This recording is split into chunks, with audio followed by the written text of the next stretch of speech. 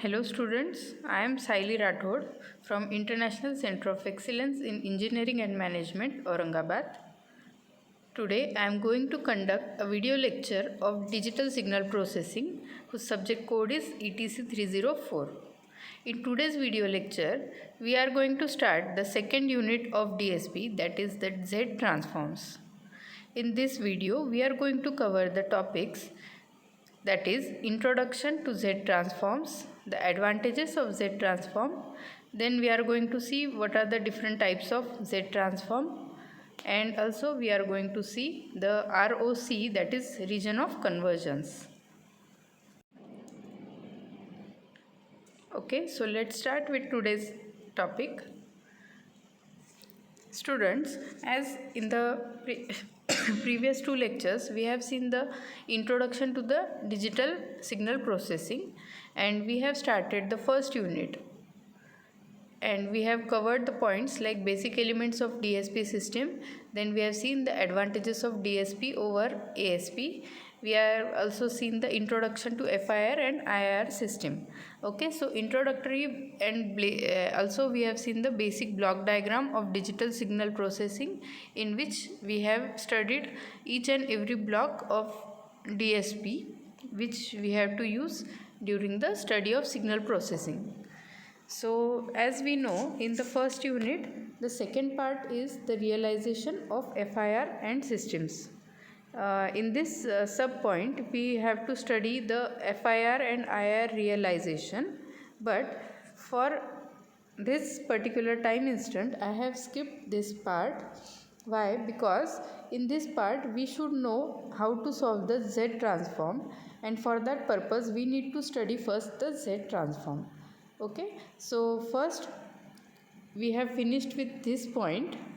Now we will go towards the second unit. We will study the Z transform, and after the completion of some points or three units, after that we will come back to this realization part. Okay, so today we are going to start the second unit, that is the Z transform. Now the topics that we have study in the second unit of Z transform are the direct Z transform, the inverse Z transform. Then we have to study the properties of Z transform, then rational Z transforms, inversion of Z transform, stability in Z domain, the one-sided Z transform. Then we will see the bilateral Z transform, relationship between Laplace transform and Z transform, relation between Fourier transform and Z transform. Okay, so these all points we are going to cover in second unit. So let's start with the basics of Z transform. So before studying the Z transform, we should know what is the need of this transform. So why Z transform? The Z transform is a mathematical tool commonly used for the analysis and synthesis of discrete time control system. Okay, so discrete time control systems means what? We know that there are two types of signals, analog and the digital signals. Okay, along with that there are also two types, the continuous signals and the discrete signals. Now continuous time signals and discrete time signals we have studied in the previous video lecture. What is meant by continuous time signal? It means the value of that signal is mentioned at every point of time, and the signal is in the form of continuous wave. So that's why it is called the continuous wave signal or continuous time signal. And the second type was discrete time signal. So discrete time signal was what? The signal was mentioned at particular instants of time, like at discrete time instants. So that's why it was called as the discrete time signal. So in DSP, all the signal processing is done at the particular discrete time instants. So that's why Z transform is very important wherever we need to process on the digital signals or the discrete time signals. Now the second point, the Z transform in discrete time system plays a similar role as the Laplace transform in continuous time signal. Okay, so as we know, there are different types of transforms like Laplace transform, you know, I think this you have covered in the signals and systems, and the Z transform that we are going to study in this chapter. Now, where the Laplace transform was used, it was being used in the continuous time signals, where the signals are in the form of continuous wave, for an example, a sine wave. And the discrete Z transform is used where it is used at the discrete time signals, like if the signals are denoted in this form. So this is the basic difference between Laplace transform and Z transform. That is, Laplace is used for the continuous time systems and Z transform is used for the discrete time systems. So this is about the need of Z transform. I think this point is clear to everyone. Now moving ahead, here the Z transform, again we have seen the difference between Laplace and the Z transform. The Z transform is the most general concept of the transformation of discrete time series. Here in the figure you can see, if the signal is in time domain, then what does the transform does? It converts it into frequency domain. The Laplace transform is the more general concept for the transformation of continuous time process. So it is a very general concept, Laplace transform, which is used for the continuous time signal. Now we will see what is actually the Z transform. We will see the definition, then we will see the advantages of Z transform. The Z transform provides a valuable technique for analysis, design of discrete time signals as well as discrete time LTI system. Okay, now what is LTI? It is a linear time invariant system. So it is a type of linear system and time invariant system. It is called as the LTI systems. So this concept you will get clear when we will move ahead. We are going to solve again many problems on the Z transform. So just remember, the systems are called as the LTI, that is linear time invariant systems. Now we will see the advantages of Z transform. The first and most important advantage is that Z transform is used for the digital signals. Okay, so as we know, it is used for the discrete time signals, and the discrete time signals are related to the digital signal. That's why the Z transform is used for digital signal.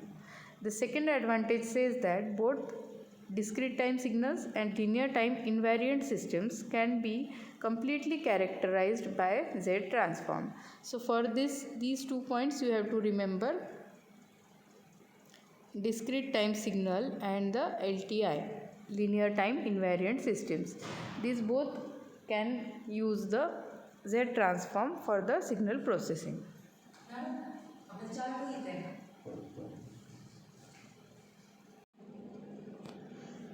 Now the third advantage is the stability of the linear time invariant system can be determined using the Z transform. Stability of a LTI system, okay, it can be determined by Z transform. Then the fourth advantage is by calculating Z transform of the given signal, DFT and FT, means Fourier transform, can be determined. The entire family of digital filters can be obtained from one prototype design using Z transform. The solution of differential equation can be simplified or obtained by using Z transform theorems.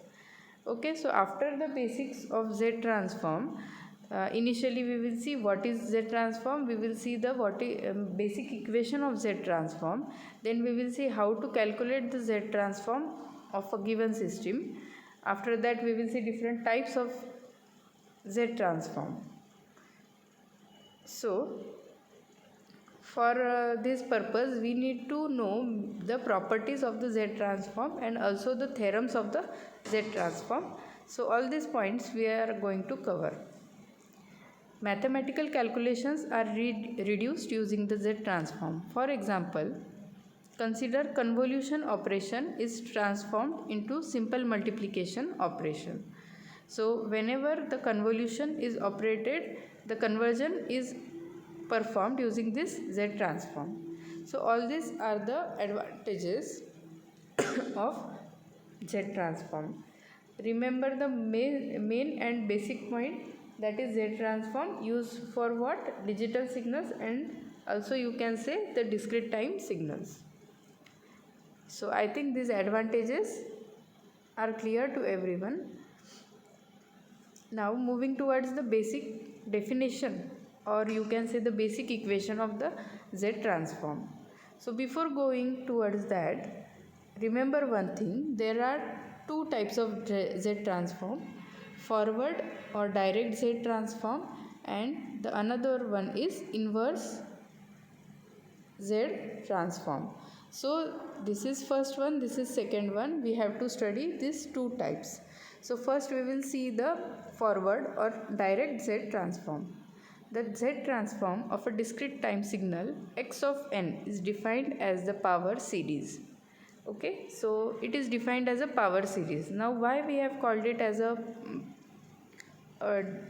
type of power series? Because if you see the equation, in this equation, first we will read the equation. What does the Z transform says? X of Z. Now this capital X of Z is the Z transform of x of n. So x of Z is equals to summation n is equals to minus infinity to infinity x of n z raised to the power minus n.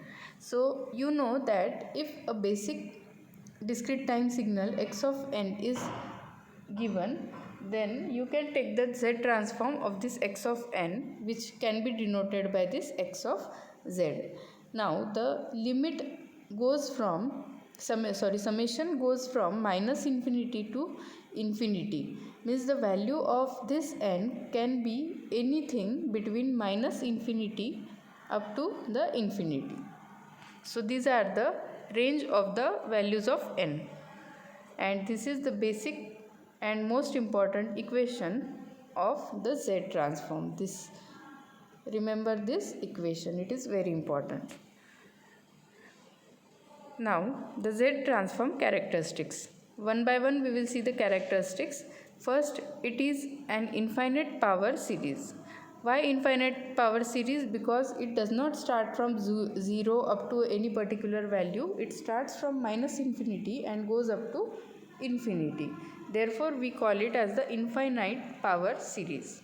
Means the power of Z goes from minus infinity to infinity.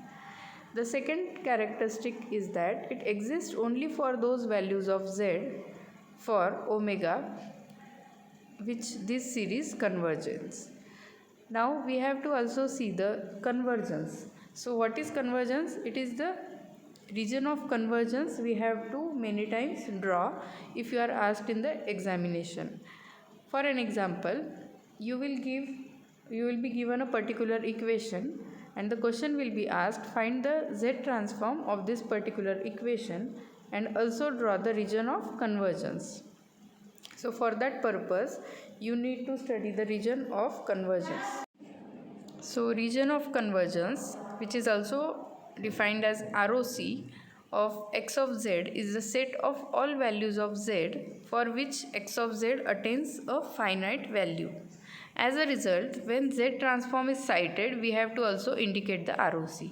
Okay, so as just I have explained that many a times we are being asked to draw the ROC, that is region of convergence.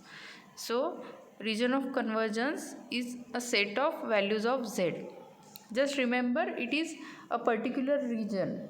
It is a particular region in which, or you can say, it is a particular region in which you can say the Z exists. Means it can be plotted in between this region. This is the region of convergence. So this is here in this slide we have seen the basic equation of Z transform. This is very important, and also we have seen the basic introduction of ROC that we are going to study.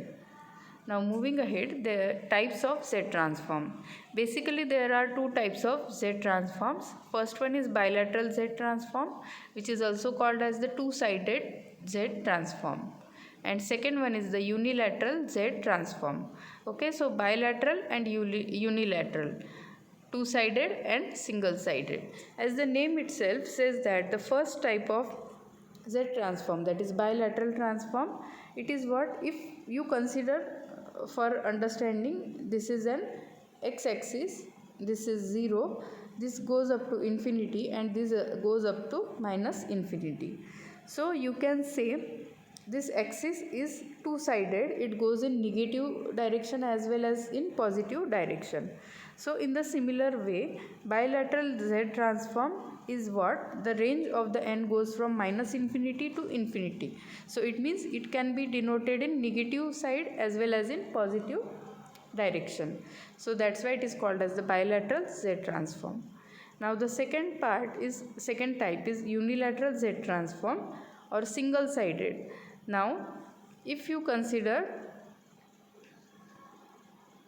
the negative part is not there, only it can be denoted from 0 to infinity. So it is not in two sides, it is denoted in only one side. So that's why it is called as the single sided Z transform, where the range of n, it goes from 0 to infinity. Okay, so this is the basic two types of Z transform, and the equation of bilateral is denoted by x of z is equals to summation n goes from minus infinity to infinity x of n z raised to the power minus n. And the unilateral Z transform or single sided Z transform can be denoted as x of z is equals to summation n is equals to 0 to infinity x of n z raised to the power minus n. Now remember, the difference in these two equations is only in this range, and other complete equation is same for both the transforms, only the range changes. First goes from minus infinity to infinity and second goes from 0 to infinity. For single sided Z transform, limit of summation are from 0 to infinity. So while expanding the summation, we will put only positive values of n from 0 to infinity. Okay, so this is the types of Z transform. Now we will see what is Z domain. Okay, so we will see Z domain and we will also see what is the need to study the Z domain.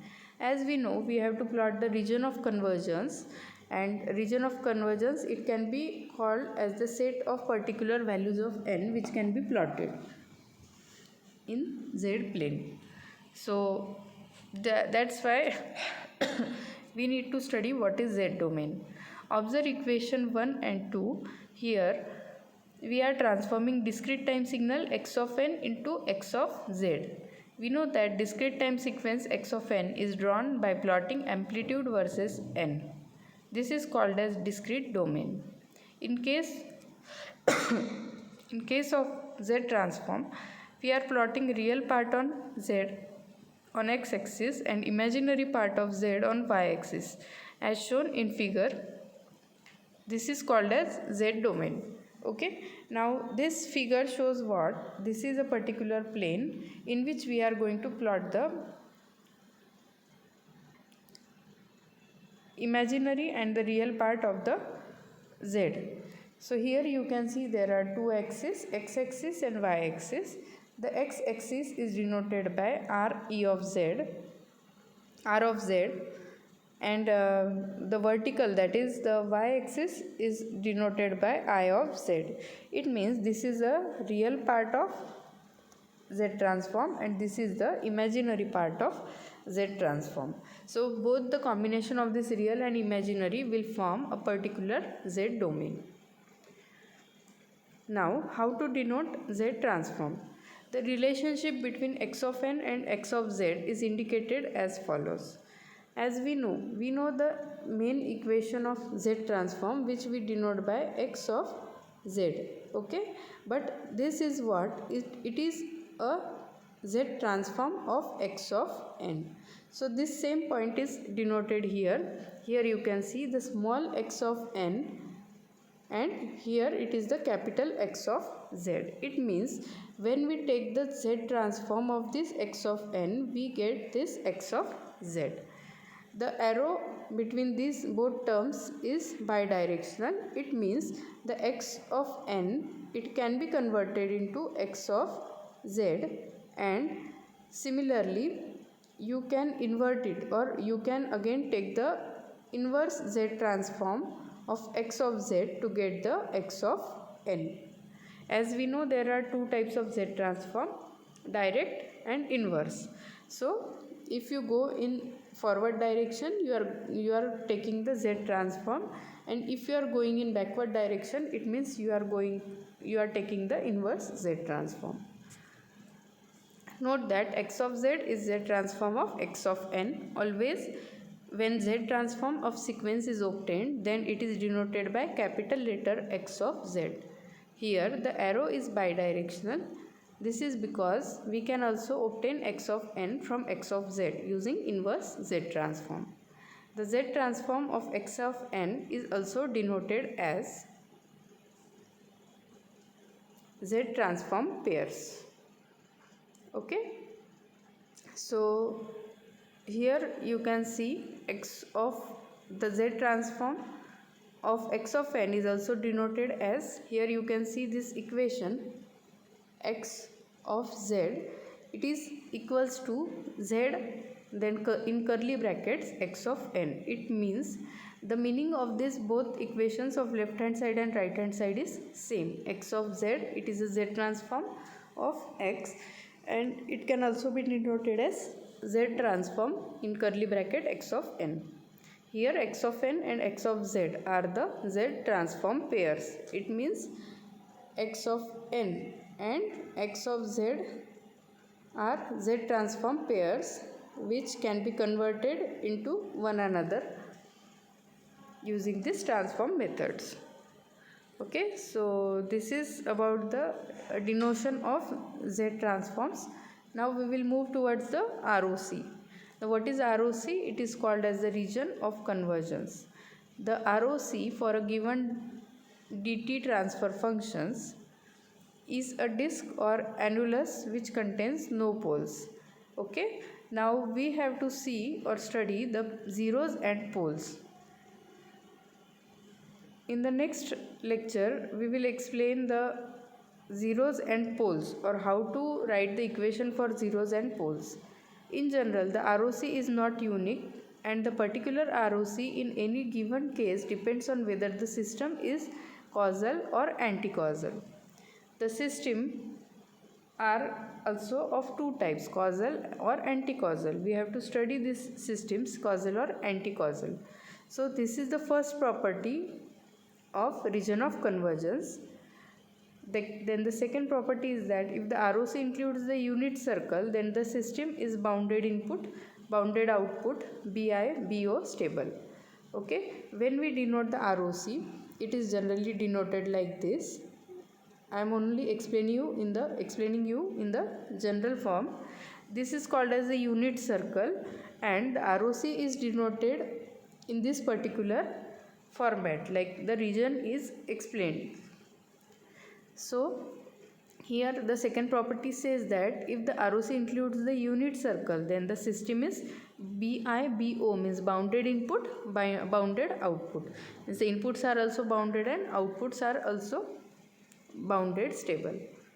The third property says that if the ROC extends outward from the pole with the largest but not infinite magnitude, then the system has a right-sided impulse response. So first point is about the causal or anti-causal, second is about BIBO, and the third property is about right-sided impulse response. These are the properties of ROC. Okay, so here in this figure you can see the ROC is denoted by the figure. If the ROC extends outward from the pole with the largest magnitude and there is no pole at infinity, then the system is causal. Okay, as in the previous slide, the first property was about causal and anti-causal. So here you can see, if the ROC extends outward from the pole, ROC extends outward of the poles with the largest magnitude and there is no pole at infinity, then the system is causal. If the ROC extends inward from the pole with the smallest non-zero magnitude, the system is anti-causal. These are basically the definitions. This is of causal, this is of anti-causal definition. Then the next point is, if you need stability, then the ROC must contain the unit circle. Unit circle means what? Or here also you can see in this figure the unit circle. If you need stability, then the ROC must contain, means if the ROC is denoted exactly in the between the unit circle, then the system is stable. If you need a causal system, then the ROC must contain infinity and the system function will be a right-sided sequence. If you need an anti-causal system, then the ROC must contain the origin and the system function will be a left-sided sequence. Okay, for an anti-causal system, the ROC will be denoted like this. Here you can see the region is colored here at the center. If you need both stability and causality, all the poles of the system function must be inside the unit circle. The unique x of n can then be found. Here you can see the region of convergence. Here you can see only between that particular outer and inner circle the part is shown in blue colored. So this is for stability and causality. These are, you just remember, these are the different types of how to denote the ROC. This is first part, this is second, and this is third. All this actual how to draw the ROC will be understood by all of you when we will solve the actual problems. Here you just need to know the concepts of ROC, that is for a Z transform we need to draw a particular ROC and how the ROC is drawn. This concept, or for which system which type of ROC is drawn, this you need to know. So this is about the ROC, the different types of ROC, how we can draw. In the next lecture we will see the types of Z transforms and also we will see how to solve the Z transform. So we will just revise the points that we have covered in today's video lecture. We have initially seen what is the need of Z transform. Then we have seen the basic definition of Z transform, basic equation of Z transform. We have seen the advantages of Z transform. After that we have seen what is the Z domain. We have seen one plane in which there was a real and imaginary part denoted on the different axes. After that we have seen what is meant by ROC. After that we have seen what are the different types of ROCs that we can denote. Okay, so this is all about today. See you in the next video lecture with the new upcoming topic. Thank you so much.